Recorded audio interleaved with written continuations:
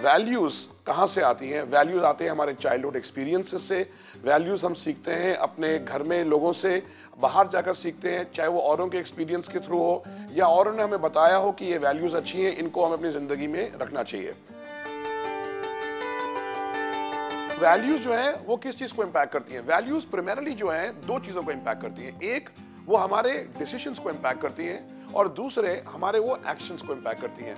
मैंने अपने एक्सपीरियंस में देखा है कि कितने इंटरपर्सनल कॉन्फ्लिक्ट्स होते हैं ऑर्गेनाइजेशंस में, घरों में होते हैं, और अगर आप उनको डीपली एनालाइज करने बैठे आप रियलाइज करेंगे a lot of conflicts are nothing but value conflicts. मतलब हर एक का अपना सोचने का तरीका है, हर एक का अपना बिलीफ है, एक सोचने की उसकी धारणा है, और कॉन्फ्लिक्ट वहां पर होता है।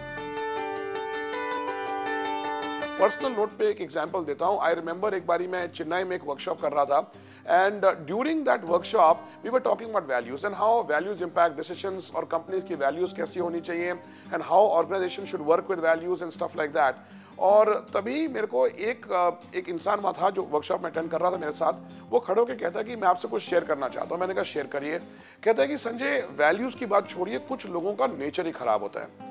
और मैंने कहा कि आप ये क्यों कह रहे हैं, आप किसके बारे में कह रहे हैं? तो वो सबके सामने कहता है कि देखिए संजय, मैं आपको बताना चाहता हूं कि मेरी वाइफ जो है उसको लड़ने की आदत है। अब इसमें आप क्या वैल्यू लेकर के आएंगे? वो लड़ना चाहती है, वो हर बात पे लड़ती है, उसको लड़ने की आदत है। मैंने कहा देखिए कोई भी वाइफ इतनी खराब नहीं हो सकती जितना आप कह रहे हैं।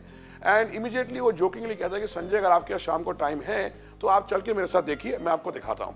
तो मेरा कुछ शाम को काम था नहीं, I had to go back to the hotel room. मैंने कहा ठीक है चलते हैं शाम को, और मैं उसके साथ वहां चला गया उसके घर पे।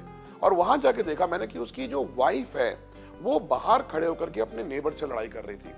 लड़ाई किस बात पे हो रही थी? नेबर ने कुछ कूड़ा वहां फेंका हुआ था और उसको लेकर के लड़ाई हो रही थी। किसी तरह से हस्बैंड ने वाइफ को मनाया और अंदर ले गया। अंदर पहुंचते ही हस्बैंड वाइफ की लड़ाई शुरू हो गई, और वाइफ ने कहना शुरू किया कि जब भी मैं किसी चीज के लिए लड़ती हूँ आप मुझे हमेशा टोक देते हो। तो किसी तरह से उसने उसको कंसोल किया और कहा कि देखिए मेहमान आए हुए हैं, कुछ खाने को बना ले आओ और कुछ कॉफी बना दो। एंड द वाइफ सेड कि मैं कॉफी बना देती हूँ, खाने को कुछ है नहीं, तो आप खुद ले आइए। तो मैंने कहा देखो मैं कुछ खाने को तो आया नहीं हूँ, let's sit and talk about what we have to discuss here.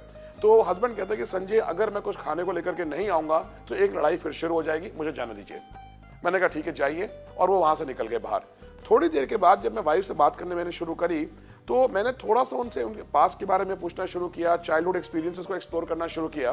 And I suddenly realised when she was about 3 years old, her father and mother they were living together, and उनकी एक रनअवे मैरिज थी, in-laws ने कभी accept नहीं किया था, and जो उनके फादर थे उनकी एक एक्सीडेंट में डेथ हो गई थी। Now when the mother was still morning the death of the father, at that point in time the in-laws came and said कि आपको क्रिमेशन के लिए काफी कागज वगैरह साइन कराने पड़ेंगे, और उन्होंने खूब सारे कागज उनसे साइन करवा लिए। अब शी डिडंट रियलाइज कि उन्होंने कुछ ऐसे कागज भी साइन कर दिए थे उसके अंदर जहां ये लिखा हुआ था कि फैमिली की प्रॉपर्टी पे, फैमिली के बिजनेस पे और फैमिली के नाम पर इनको कोई हक नहीं रहेगा। नाउ दिस लेडी सेड कि मेरी मदर ने 20 साल एक बिटर बैटल को लड़ा कोर्ट में जाकर के to get me what was mine. और मेरी माँ ने मुझे एक ही चीज सिखाई कि बेटा, लोग आपके साथ नहीं होंगे, लोग आपके साथ गलत भी कर सकते हैं, learn to fight for what is right. कहती मेरी मदर ने मुझे मरने से भी पहले कहा कि बेटा, मैं अगर एक चीज तुम्हें सिखा सकती हूँ तो यही सिखाऊंगी, that you should fight for what you think is right. तो अब हम क्या ये कहना चाहेंगे कि इस लेडी के एक्सपीरियंस सारे गलत थे? उसके लाइफ में जो कुछ भी हुआ हम उसको निगेट कर देंगे, उसको इनवैलिडेट कर देंगे, because she grew up with only one की value which is fight for what is right.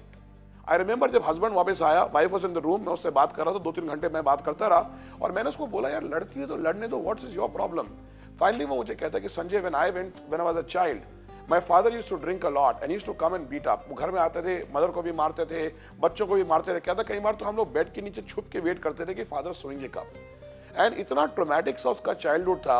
He grew up with one की value which is peace at any cost. Now do you realise, husband wife साथ रह रहे हैं और उनके अपने ही values जो हैं वो कॉन्फ्लिक्ट कर रहे हैं। एक कह रही है I want to fight for what is right, दूसरा कह रहा है पीस एट एनी कॉस्ट।